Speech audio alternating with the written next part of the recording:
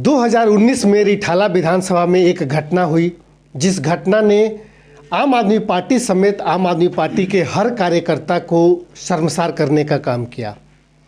यह एक आरोप था रिठाला से विधायक महेंद्र गोयल पर। उनके ऊपर सेक्टर 26 में रहने वाली एक महिला ने आरोप लगाया कि विधायक जी ने उनके साथ जो है ज़बरदस्ती करने की कोशिश की, उनके साथ दुर्व्यवहार किया। राजनीतिक मुद्दा बना। पूरे दिल्ली में भारतीय आम आदमी पार्टी जो है इसको लेकर के अपनी बात कहती रही कि ये आरोप जो है वो गलत है। बावजूद इसके एक राजनीतिक मुद्दा बनना था और बना। कल विधायक महेंद्र गोयल के खिलाफ जो आरोप थे, फास्ट ट्रैक अदालत ने उस पर सुनवाई पूरी करते हुए उसका निर्णय सुनाया और महेंद्र गोयल को बाइज्जत बरी किया। आज हमारे साथ हैं रिठाला विधानसभा से आम आदमी पार्टी के प्रवक्ता दीपक जैन जी। इनसे बात करते हैं कि वह आरोप सिर्फ विधायक पर न होकर के पूरे आम आदमी पार्टी के आचरण पर भी एक सवाल उठे थे।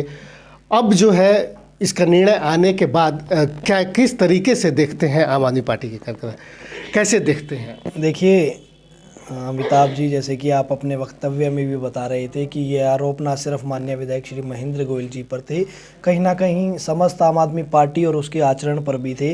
परंतु एक जो जीवन में एक चीज़ है कि आप जब अच्छा करते हुए चलते हैं तो आपका कभी बुरा भगवान नहीं होने दे सकते। मैं माननीय विधायक जी के वो दो शब्द आपको बताना चाहूँगा। जब ये फैसला माननीय कोर्ट का हमारे पक्ष में, माननीय विधायक जी के पक्ष में आया, माननीय विधायक जी ने सिर्फ इतना लिखा, सत्यमेव जयते, कि सच्चाई की हमेशा जीत होती है और आज भी जीत हुई। और माननीय विधायक जी के लिए दो लाइन में कहना चाहता हूँ। ऐ समय नदी की धार के जिसमें अक्सर दुनिया के लोग समय में चक्कर खाया करते, लेकिन कुछ ऐसे होते तो इतिहास बनाया करते हैं। माननीय विधायक जी ने इतिहास बनाया। और आप देखिए इस पूरे केस को आप 2019 से अभी तक आप देखिए, जब माननीय विधायक जी पर मुझे लगता है कि पहली बार ऐसा विधानसभा चुनाव में इस आरोप के बावजूद भी, दूसरे दलों के द्वारा इस मामले को इतना उछालने के बावजूद भी आम आदमी पार्टी ने फिर से एक बार महेंद्र गोयल पर भरोसा जताया और फिर उन्हें चुनाव मैदान में उतारा। आप लोग जितना सम्मिलित थे, संगठन उनके साथ खड़ा था, बावजूद इसके जीत तो हुई महेंद्र गोयल जी की। आपको लगता है कि यदि ये आरोप नहीं होते तो शायद वह जीत और बड़ी हो सकती थी? देखिए, पहले तो ना सिर्फ शीर्ष नेतृत्व और कार्यकर्ताओं ने, मैं फिर अपनी बात में आ रहा हूँ कि एक एक व्यक्ति ने उन पर विश्वास जताया। जीत छोटी बड़ी मुझे लगता है तब मायने नहीं रखती है जब आप जीत जाएं। हाँ, जब आप चुनाव में होते हैं, हम एक टारगेट लेकर चलते हैं, हम पढ़ रहे होते हैं तब भी टारगेट लेकर चलते हैं कि हम लाख से जीते, 2 लाख से जीते, 3 लाख से जीते, 20,000 से जीते, 30,000। एक लक्ष्य जरूर होता है, परंतु जो जीत होती है वो सभी को समायोजित अपने आप में कर लेती है। और आरोप, मुझे लगता है कि लोगों ने इस आरोप को आरोप ही समझा। उन्होंने माना कि उनका जो भाई, उनका जो बेटा, उनका जो विधायक है वो खरा सोना है और खरा सोना है। इसीलिए जब देखिए अमिताभ जी, दिल्ली जैसे राज्य के अंदर, भारत की राजधानी, देश की राजधानी होने के जो तबका इस दिल्ली पर है, एक एक मतदाता बहुत समझदार है। माननीय, ऐसा नहीं है आरोप हमारे ऊपर था, माननीय विधायक जी ने अपने नामांकन में भी दिखाया कि हमारे ऊपर इसका आरोप है ना, तब भी जनता ने समझा कि अपना जो विधायक है वो खरा सोना है और जनता ने जाकर बटन महेंद्र गोयल जी के नाम पर दबाया। तो कहीं ना कहीं मुझे लगता है कि जब दोबारा हम जीते, वो आरोप तो तभी खत्म हमारे ऊपर हो गया था, क्योंकि न्याय प्रणाली को अपना काम करना था, वो भी उन्होंने परसों किया। ठीक है, अब एक चीज़ और बताइए, जब कोई आरोप लगता है वो तब वो बड़ी तेज़ी से फैलता है। उस समय मीडिया में हो, सोशल मीडिया पे हो या मेन स्ट्रीम मीडिया में, सब जगह इस घटना को बहुत ही गंभीरता के साथ दिखाया गया। लेकिन जैसे ही वो एक निर्णय पर पहुंचा और वो बाइज्जत बरी हुए, तब से लेकर के अब तक इस घटना को लेकर के उतनी चर्चा क्या, उसके आधी चर्चा भी जो है वो नहीं है।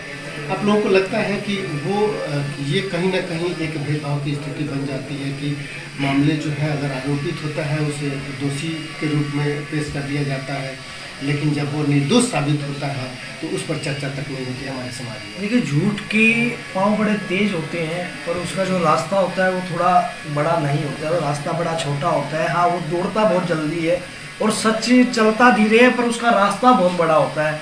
रही बात देखिए मीडिया आज के माध्यम से, मुझे लगता है कि कलम आजकल पैसे से ज़्यादा चलती है।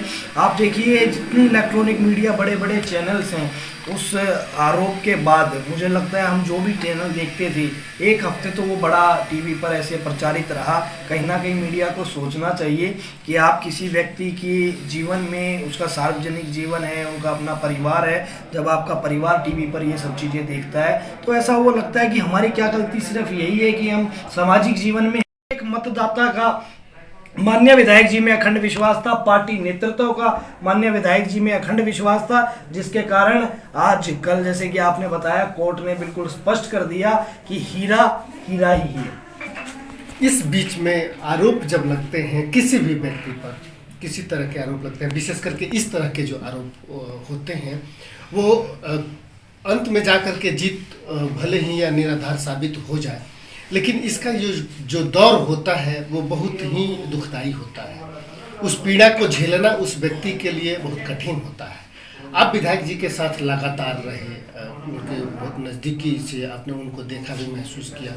विधायक जी ने भी या आप लोगों ने उनके साथ रहते हुए आप लोगों को कितनी पीड़ा हुई इस चीज़ को लेकर? देखिए मुझे लगता है ये पीड़ा ना अमिताभ जी डबल हो जाती है तब जबकि आप अपने सार्वजनिक जीवन में बहुत ज़्यादा निरंतर प्रयासरत हों कुछ अच्छा करने के लिए, और आप दिन रात आपकी प्रवृत्ति धार्मिक हो, आप धर्म के कार्यों में लीन रहें, और कहीं ना कहीं जब आपका मन भी ये कहे रात को सोने से पहले कि मैं बिल्कुल ठीक हूं, और ऐसे में जब ऐसे आरोप लगे, ऐसे क्या कैसे भी अगर आरोप लगे, तो मुझे लगता है कि व्यक्ति की पीड़ा डबल हो जाती है। और बिना ही कुछ किए, मात्र सिर्फ इसलिए आरोप लग जाना कि आप राजनीति में किसी दूसरे दल से हैं, और तब आपको, अब देखिए फास्ट ट्रैक कोर्ट में ये केस था।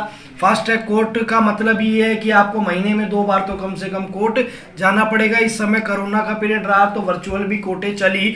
ऐसे में इंसान कहीं ना कहीं हरास तो होता ही है कि मैं कितना सामाजिक कार्य करता हूँ, मैं कितना धार्मिक प्रवृत्ति का हूँ, मैं नित्य प्रतिदिन जनता के कामों में लगा रहता हूँ, और ऐसे में जब अनावश्यक ही परेशान होना पड़े, अपनी जनता के काम छोड़कर कोर्ट जाना पड़े, तो मुझे लगता है कि आदमी की पीड़ा वहाँ डबल हो जाती है। और हम जैसे लोग जो अपना आदर्श माननीय विधायक जी को सदैव मानते रहे हैं, जब हमारे गुरु के लिए, हमारे आदर्श के लिए हमें पता है कि वो किस प्रवृत्ति के व्यक्ति हैं, अगर उनके लिए ऐसी बातें आम दिनों में हम अन्य राजनीतिक दल के लोग भी अगर कहें, तो मुझे लगता है हमारी पीड़ा तो 4 गुना उस समय हो ही जाती थी।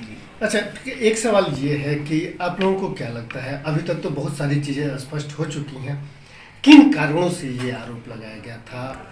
क्या यह राजनीति से प्रेरित था या फिर कुछ और कारण थे? अब तो उसका खुलासा होना चाहिए। नहीं, राजनीति से प्रेरित ही ऐसे आरोप होते हैं जब आप राजनीति में होते हैं। आप एक चीज़ देखिए जी, आज मुझे लगता है रोड पर चलते किसी व्यक्ति पर कोई तो आरोप नहीं लगाता। आप राजनीति में हैं, आप 2019 का जिक्र कर रहे थे अपने वक्तव्य में। पूरी दिल्ली के अंदर, पूरे दिल्ली क्या पूरे देश के अंदर ही लोकसभा चुनाव थे। ऐसे में जो हमारा ये लोकसभा क्षेत्र था, आम आदमी पार्टी के लिए सबसे मजबूत माना जाने वाला लोकसभा क्षेत्र था। आप देखिए उस समय के राजनीतिक जो दल अन्य थे, उन्होंने इसको बड़ा भुनाया। आप हर सभा के अंदर उन्होंने इस आरोप के ऊपर अपनी राजनीतिक रोटियां सेकी। तो 100% ऐसे आरोप जो होते हैं वो राजनीति से प्रेरित ही होते हैं। तो आपको लगता है कि इसका नुकसान भी आम आदमी पार्टी को उठाना पड़ा? देखिए मुझे लगता है, मैंने अपने बात में भी कहा कि हर एक कार्यकर्ता, हर एक मतदाता का माननीय विधायक जी पर अखंड विश्वास था, और ये कहीं ना कहीं उसी विश्वास की जीत है। मैं जितने भी अभी तक केस देख पाया हूँ इन धाराओं की, ऐसा पहला केस था जिस पर आरोप लगा। इतना लंबा सब 6 महीने, साल, 2 साल केस चला, उसमें व्यक्ति एक दिन भी न्यायिक हिरासत में नहीं था। जज पहले दिन से एक बात इस चीज़ को जानते थे कि ये व्यक्ति बिल्कुल, इन्होंने कोई कसूर नहीं किया, ये बिल्कुल निर्दोष है, शायद इसी वजह से ये संभव हो पाया। और रही बात राजनीतिक नुकसान फायदे की, मुझे लगता है कि अगर ऐसे आरोप लगाकर कोई राजनीतिक दल फायदा लेना चाहता है दूसरा, तो उनकी मानसिकता बड़ी छोटी है। अच्छा, एक सवाल और है, मेरी गलती ये है कि मैंने चुनाव लड़ा, मैं जनता के काम कर रहा हूँ, क्या ये मेरी गलती है?